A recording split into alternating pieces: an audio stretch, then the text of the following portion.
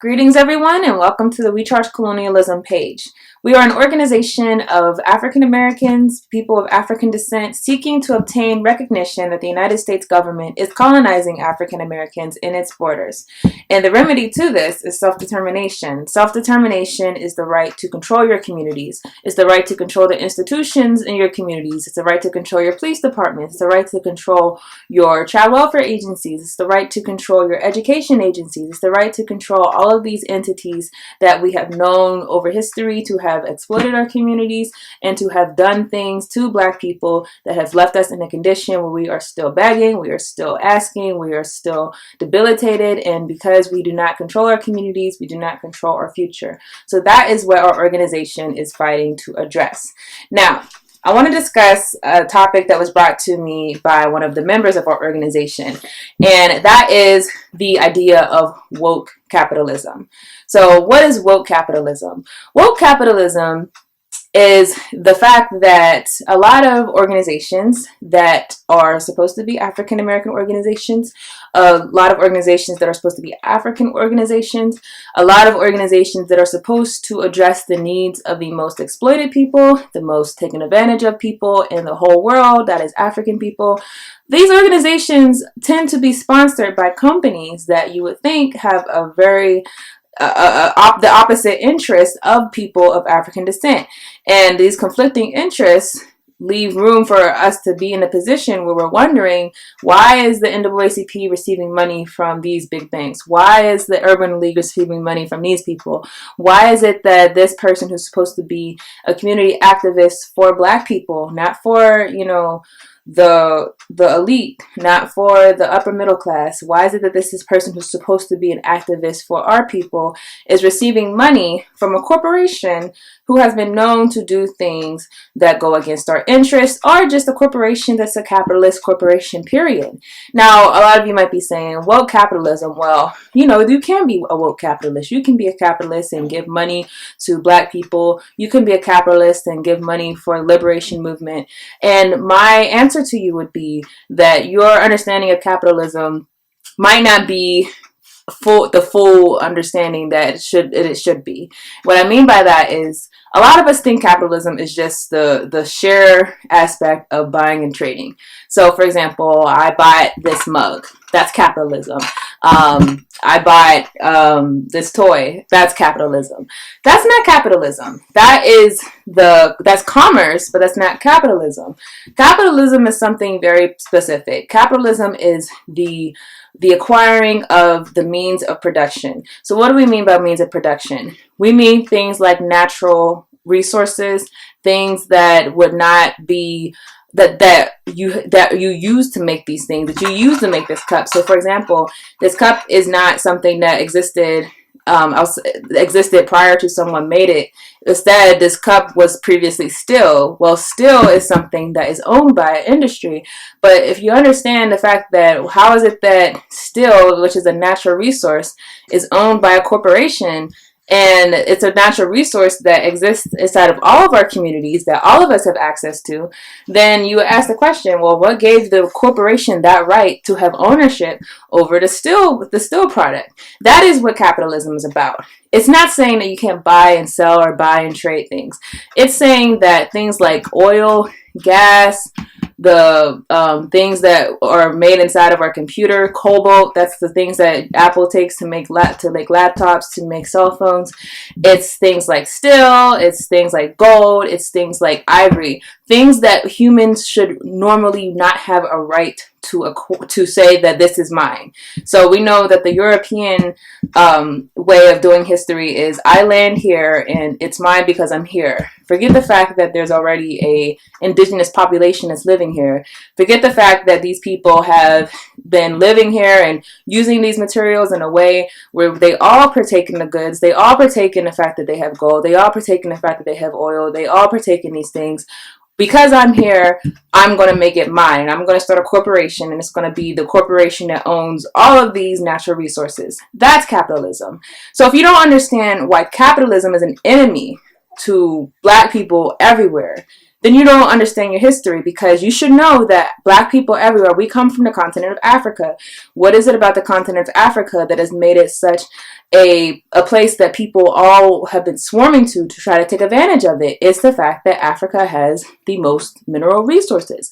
It's the fact that Africa is the richest continent. If you look in the soil of Africa, it has so much mineral wealth. Now, if you understand that this is where we come from, then you should automatically understand that the idea that a corporation, whoever it is, even if it's people that look like us, that any people can just come to a certain place at a certain location and say, hey, we know that you guys have been living off of these things all of your life. We know that you've been using this natural resource forever. But because we're here, we're going to take it and make a monopoly on it. And we're going to take it and we're going to use it for our own good. That goes completely contrary to our interests. If you understand the African lifestyle, it's always been communal. Communal meaning we share. We don't take things for ourselves. That is an individualistic mindset that really did originate in Europe. However, people all over the world who've come from communal societies, they understand that it's not about me, it's not about the individual, it's about us. So, for example, if I live somewhere where, let's say, we have a wealth of gold, it's not my gold, it's my tribe's gold, it's my community's gold, it's my city's gold. It's something that we can all partake in and all enjoy, and there's no reason why one person has to have ownership over it all. So that's the conflict for us. We come from the people who have the most riches, the most wealth, and yet we have a system that is built to say that no, that wealth that comes from, that's for the people, is going to be for the individual. That is capitalism, and that is why capitalism is an enemy of all African people, whether you realize it or not. So when we say woke capitalism, this idea that you can support the system that takes from you, that's what it is. You know, I know we can think that, well, there's people who are Black who are millionaires and they're Black capitalists. No, they don't own the means of production. If they owned the means of production by themselves, then absolutely they would be a capitalist, but they don't. They're partaking inside of the system, but they're not capitalists. So if we understand that if we're co-signing the system, we're co-signing the ability of other people to take our natural resources. We're co-signing a lifestyle that goes counter to our history and counter to our tradition as African people. And that is the problem with capitalism. Now, let's bring this to what we're talking about today. Woke capitalism is this idea that you can be an activist in the Black community, fighting on behalf of Black people, and yet also be collaborating with capitalist organizations who have interests that go contrary to that of Black people. Now, I'm going to talk about two images that I received, and one of them is of DeRay McKesson from the Black Lives Matter movement, and the other is the sister Nicole Hannah-Jones. She just did a New York Times series on the fact that Black people in America have been enslaved for 400 years this year. And she did a very thoughtful and well done series on that issue. Now let's start with DeRay. So the image, as you see, is a luncheon from Black Panthers to Black Lives Matter. The movement continues. Sponsored by Wells Fargo. Now, just on the title, for Black Panthers to Black Lives Matter, and having DeRay on the cover with his fist up, that to me, honestly, just is insulting, honestly, to the legacy of the Black Panther Party. And I'm not talking about DeRay as a person or whatnot, but when you think about the nature of the Black Panther Party versus the nature of Black Lives Matter, the nature of the Black Lives Matter movement is mostly driven by social media. A lot of it has been sporadic. There hasn't been a centralized organization. There's different organizations that claim to be the official Black Lives Matter organization. And a lot of it has been basically pushed through social media.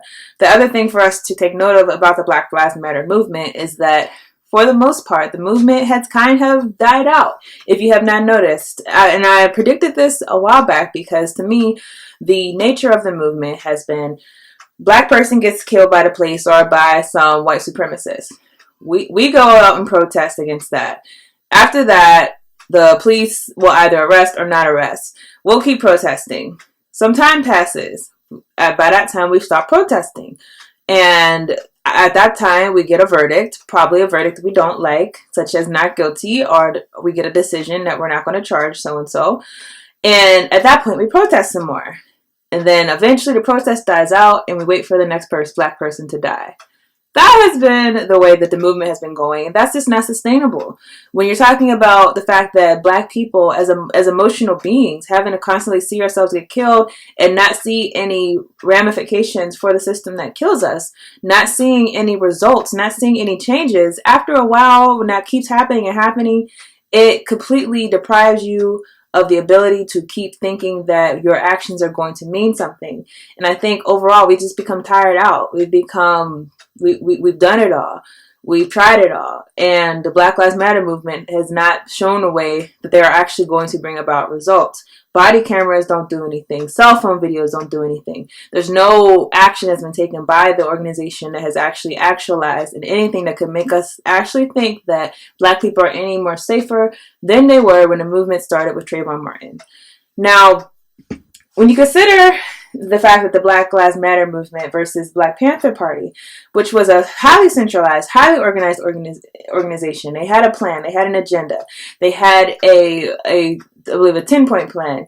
They had people who were willing to die for that movement. And I think that's something that has to be emphasized, is that this is not anything personal against anyone in the Black Lives Matter movement, but I don't know anyone who has shown that they're willing to give their life, let alone their bank account, for the movement that they are a part of.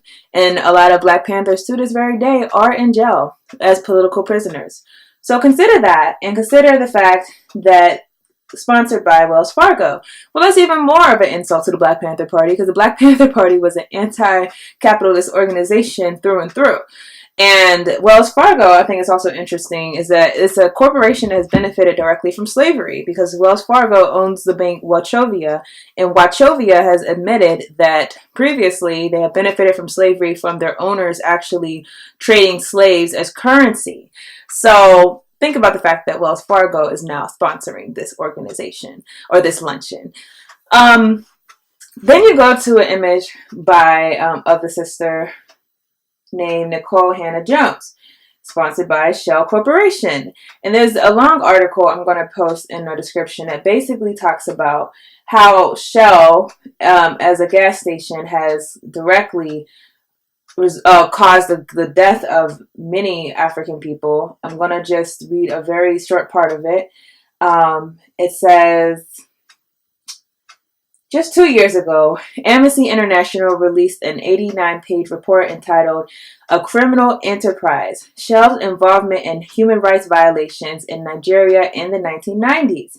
In November 1995, the Nigerian state arbitrarily executed 9 men after blatantly unfair trial. The execution led to global condemnation. The U.S., the EU imposed sanctions on Nigeria, and the Commonwealth Group of Nations suspended the country's membership, officially accused of involvement in murder. The men had in fact been put on trial for confronting the Anglo-Dutch oil giant Shell over its devastating impact on the Angoliland region of Nigeria's oil-producing Niger Delta. The executions were the culmination of a brutal campaign by Nigeria's military to silence the protests of the movement for the survival of the Ogoni people, led by Kinsaro Wiwa, one of the men executed. The MOSOP said that others had grown rich on oil that was pumped from under their soil, Nigeria's soil, while pollution from oil spills and gas flaring had led to complete degradation of the Ngoni environment, turning our homeland into an ecological disaster. In January 1993, the MOSOP declared that Shell was no longer welcome to come into Angoliland, and the military subsequent campaign directly led to widespread and serious human rights violations, including the unlawful killing of hundreds of Ngonis, and as well as torture and other ill treatment, including rape and the destruction of homes and livelihood. Many of these violations also amounted to criminal offenses. So consider this. happening, consider our position as African people, consider the fact that we are a people who are colonized in the United States, and obviously in Nigeria they also face colonialism. Consider the fact that we are facing these problems, and consider the fact that these people who are supposed to be representing us seem to be getting funding, seem to be getting propped up, seem to be getting supported by these corporations to go against our interests. This is known as divide and conquer.